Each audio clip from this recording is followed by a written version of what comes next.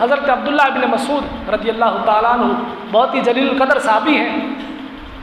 آپ رضی اللہ تعالیٰ عنہ ایک مرتبہ کوفہ کے مضافات سے گزرے، وہاں پر آپ نے فاسقین کا ایک گروہ دیکھا، ایسے لوگ جو فاسق تھے ان کا ایک گروہ دیکھا، ان پر سے آپ کا گزر ہوا۔ وہاں پر وہ لوگ شراب پی رہے ہیں اور ان میں سے ایک شخص ہے جو ڈھول پہ اپنا ہاتھ مار رہا ہے اور بڑی اس کی خوبصورت اور سریلی آواز ہے، اور اس سریلی آواز میں وہ گانا گا رہا ہے۔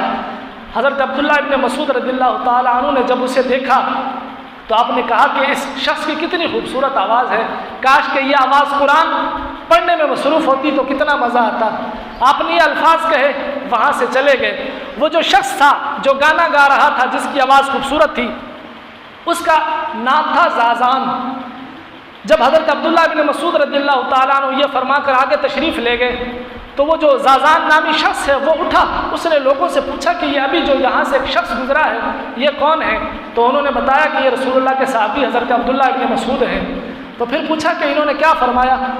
تو بتانے والوں نے بتایا کہ یہ فرما رہے تھے کہ اس شخص کی کتنی خوبصورت آواز ہے کہ کاش وہ اس خوبصورت آواز میں قرآن پڑھتا تو کتنا مزہ آتا۔ جیسے ہی یہ الفاظ سنے تو زازان پر ایک رعب سا چھا گیا اور وہ چلتا ہوا حضرت عبداللہ ابن مسعود رضی اللہ تعالیٰ عنہ کے پاس پہنچا اور اپنا رومال گلے میں ڈالا، حضرت عبداللہ ابن مسعود کے سامنے بیٹھ کے زار و قطار رونا شروع کر دیا۔ حضرت عبداللہ ابن مسعود رضی اللہ تعالیٰ عنہ نے اس کو اٹھایا اور اس کو سینے سے لگایا، پھر آپ بھی اس کے ساتھ رونا شروع ہو گئے، دونوں رو رہے ہیں۔ پھر حضرت عبداللہ ابن مسعود نے فرمایا کہ جس شخص کو اللہ اپنا محبوب بنا لے تو پھر میں اس کو کیوں نہ اپنا محبوب بناؤں۔ اور پھر آپ نے جب سینے سے لگایا، اس نے سچی توبہ کی اور ایسی توبہ کی کہ وہ وقت کا امام بن گیا۔